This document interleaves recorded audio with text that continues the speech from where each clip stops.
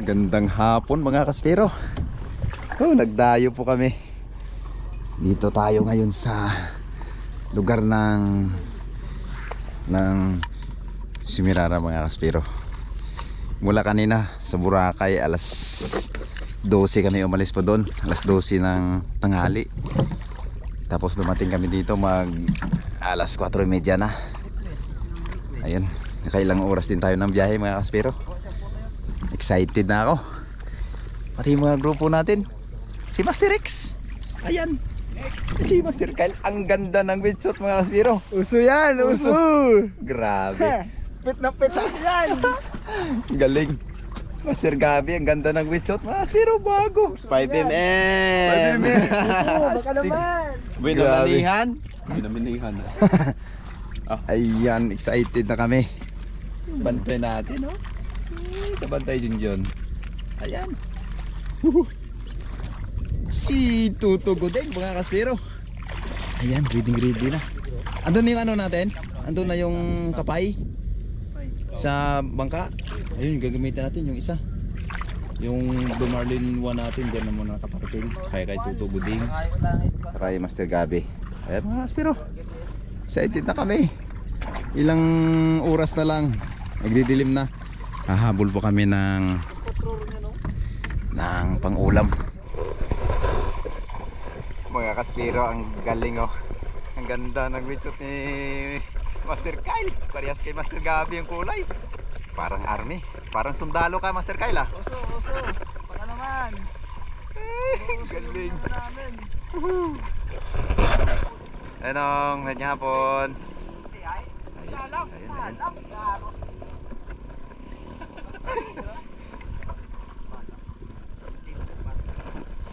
Natin dito. Magandang hapon po. Ayun. Pangalan mo kaya? Siyaw.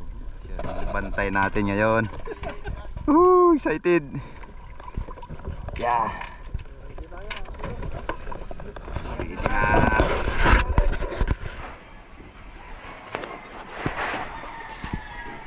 At ito na nga mga kaspero ang unang drop natin. Medyo dito tayo sa malalim. Kaya hindi pa po tayo makasagad sa ilalim.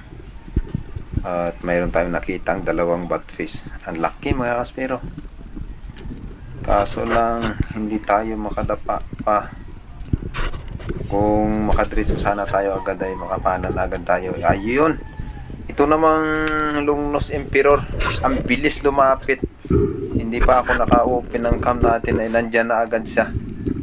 Oh, ang ganda ng Lungnos Emperor na to. Kaya binanatan ko na agad.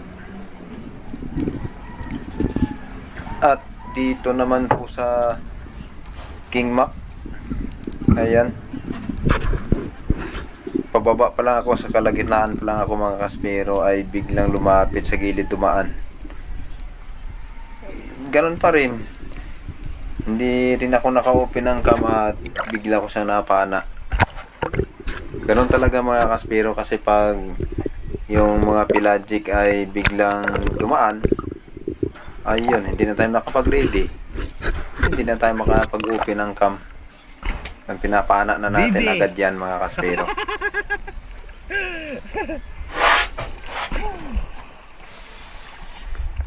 Baby, tagihigi.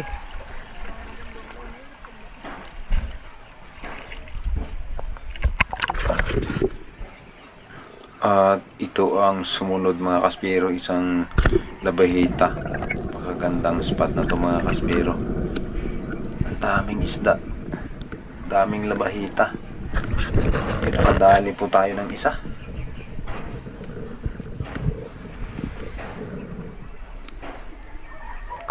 Ayan, laki.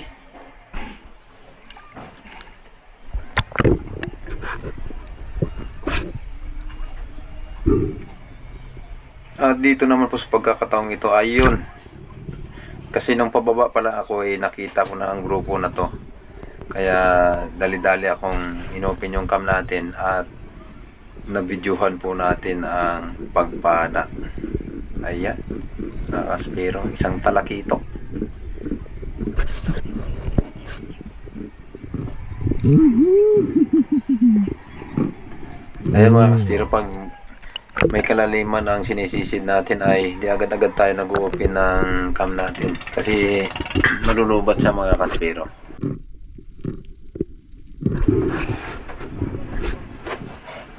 At ang sumunod nito ay isang coral trout, lapu-lapu. Ayan, nakuhanan din natin pagpana kasi nung sa kalagitnaan pa lang po ako, nakita ko na po siya. Kaya nag-open po ako ng cam at ayun, napana natin na may video siya. Laki po nito mga kaspiro. Isang good size na lapu-lapu.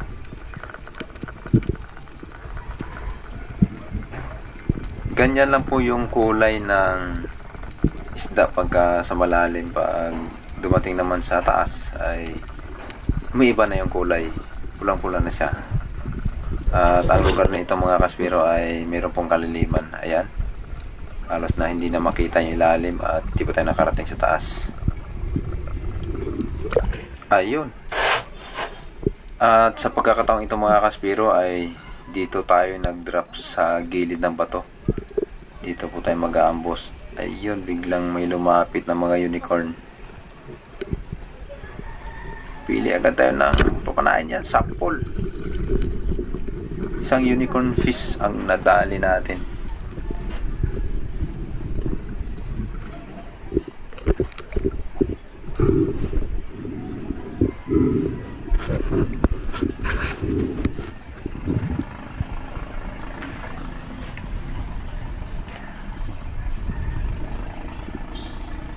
At dito naman mga kaspiro, pumili na ako yan kasi sa kalagitnaan pa lang po marami na po sila.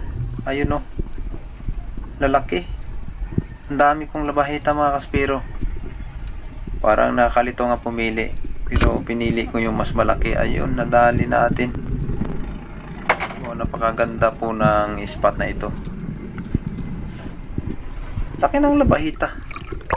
Ayun o, wow, swerte natin mga kaspiro.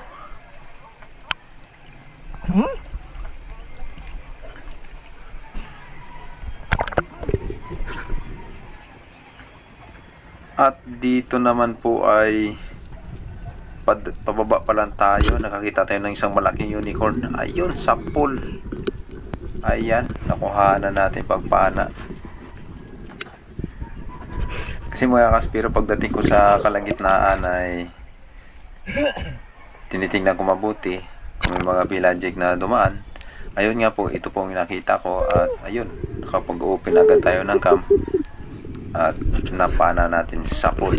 Sapol din ang camera natin. Laki ng unicorn mga kaspiro.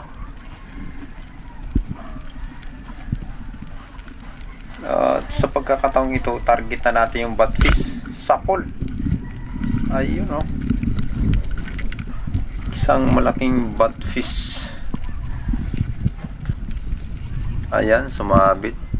Diniritsuhan na natin at tinanggal sa corals ang pinagsabitan ng ating tali.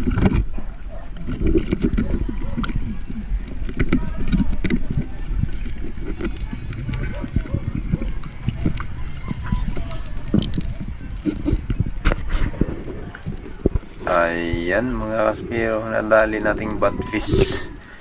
Laki.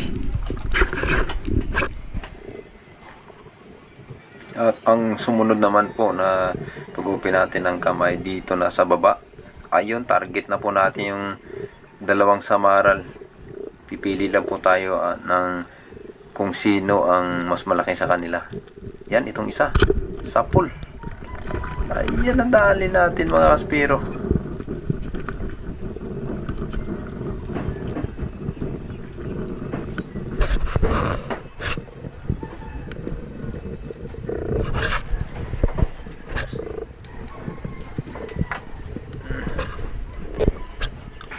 Ayan, dali natin yung samaral mga kaspiro.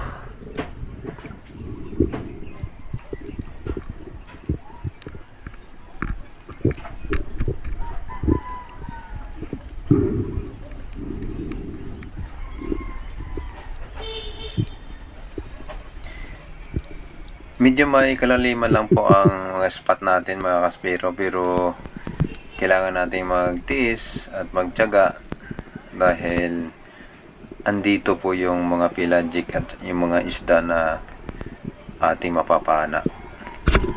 Ayun, nakadali tayo ng isang darag-darag mga kaspero. Kung napapansin niyo po sa bawat pag-drop natin ay nandyan na po agad yung isda. At minsan, grupo sila. Marami po sila.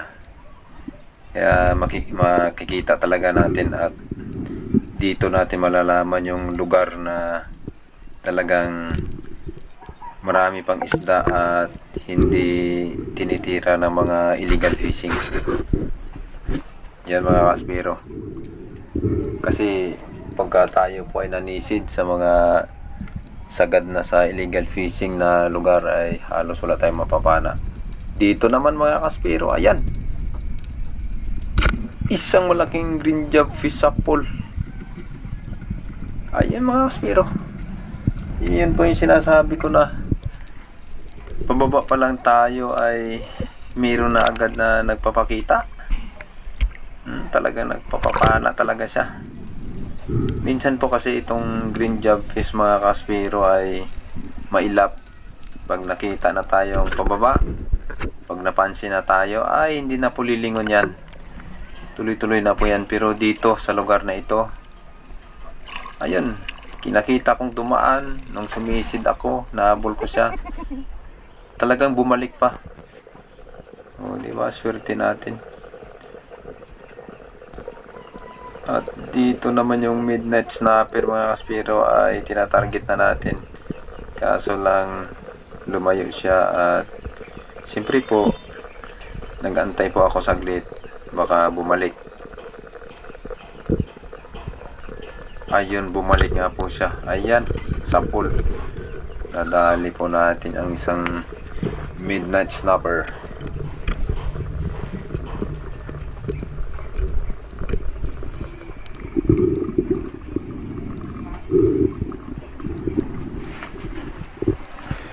Ayan mga kaspero, yung spot natin. Ang ganda ng background ng isda na to. Blue na blue. Medyo may kalaliman lang po talaga ang spot na to mga kaspero.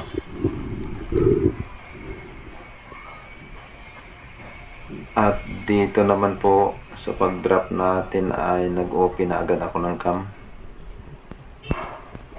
At nag-ambush. At nag-antay tayo saglit sa medyo malalim ang lugar, kaya nag-open agad ako ng cam natin.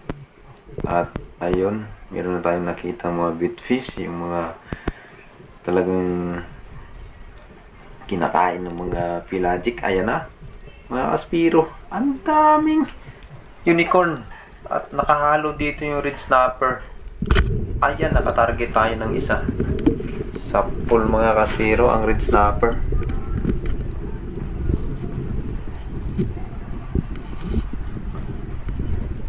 Wow, swerte natin mga kaspero. Nakadali tayo ng red snapper. Hindi naman po siya may kalakihan. 2.3 po mga kaspero ang laki nito. 2.3 kilos.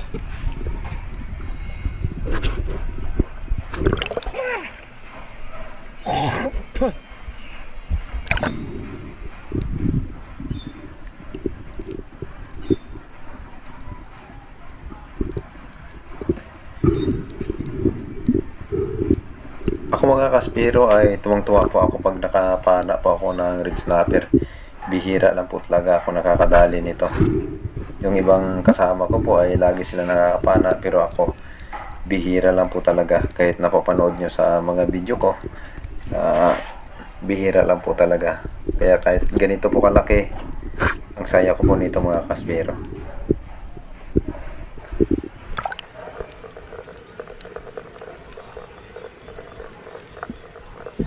At dito naman po ay nag-ambush tayo. Sa baba na tayo nag-open ng mga kaspero. Ayan. Dami ng paikot sa atin mga unicorn. Ayun. Kumuha tayo ng isang samaran mga pero nadali natin.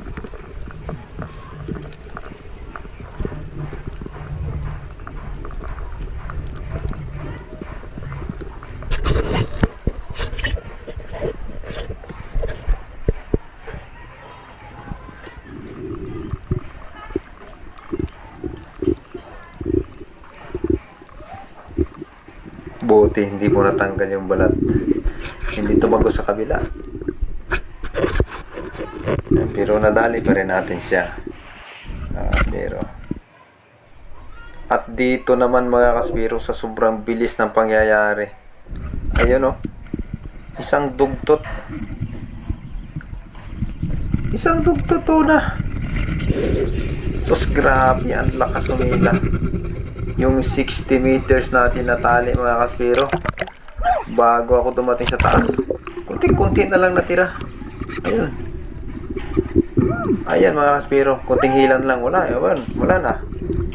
Hinilan na po ako niyan mga kaspero. Ayun oh. Talaga. Ang lakas niya talaga humila. Grabe itong dugtot na to. Pag hindi po talaga na-spine yung pagpana ng dugtot. Grabe po ang lakas. Grabe talaga sa humila. Ako naman hindi po kinabahan kasi kapababa pa lang ako at napana natin siya. Kaso nga lang po, sa sobrang bilis ng pangyayari ay hindi natin siya na-spine. Ayun, laman lang po ang tinamaan. Bandang buntot pa. Pero matibay din, medyo makapal din yung nadali ng kanyang laman kaya hindi natanggal at nakuha natin siya. 6.5 po mga kaspero ang laki nito. 6.5 kilos. Swerte pa rin natin. Grabe, nakadali tayo ng dugtot.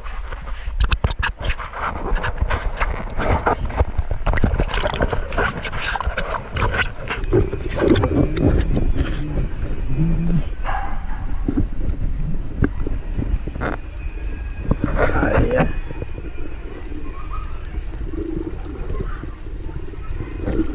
Grabe po pala mga kaspero yung dugto na humila sa lakas, sa bilis. Talagang yung tali mo sa reel ay ubusin agad kapag hindi mo siya na-spine. Pag hindi siya na-stone shot, nakakatakot. Swerte. Kaya pag sobrang lalim, minsan naisip ko po mga kaspero, pag sobrang lalim at doon ako at Mga kaspiro, dumaan yung malaki, hindi ko na siya papanain. Pauwi na kami galing sa Dayo. At okay naman ang biyahe kahit medyo matagal. Nakarating naman kami ng maayos. Dito kami lahat. Si Mr. Gabi. Yan. King Maklay sa kalam. Nang harvest oh. Nang harvest mga kaspiro. Yan oh. Mga mamaw. Yan. Kahit nag-harvest ng mamaw na video fish lang. Ayan na yan, titinda mo yung mga kasama. Ayan. Mga kaspiro, tingnan natin. Good morning mga kaspero. Yan yung mga nahuli natin. Sa ilang buwan na hindi tayo nakadali ng mga villages, mga giant. Eto na, nakadali tayo ngayon. Yan o. Ayan. Grabe. Maraming salamat po sa lahat ng mga sumusuporta ng aking YouTube channel at walang sawang nanonood ng aking mga video. Huwag niyo pong kalimutang mag-like at i-share po ang video na to at mag-subscribe at pindutin po ang notification bell para lagi po kayong updated sa mga i-upload nating mga video. Lakihan na namin yung styro para hindi sumikip pero masikip pa rin. Wala na tayong magawa dyan. Aya. Aya ang gipana malamok. Yan yung nadali ni Master Dodoy. Oh, dito pa yung tama oh. Dito ko sana patamaan sa pinakagilid para di masira yung laman kaso lang malikot malikot siya eh. Diyan pa rin siya natama.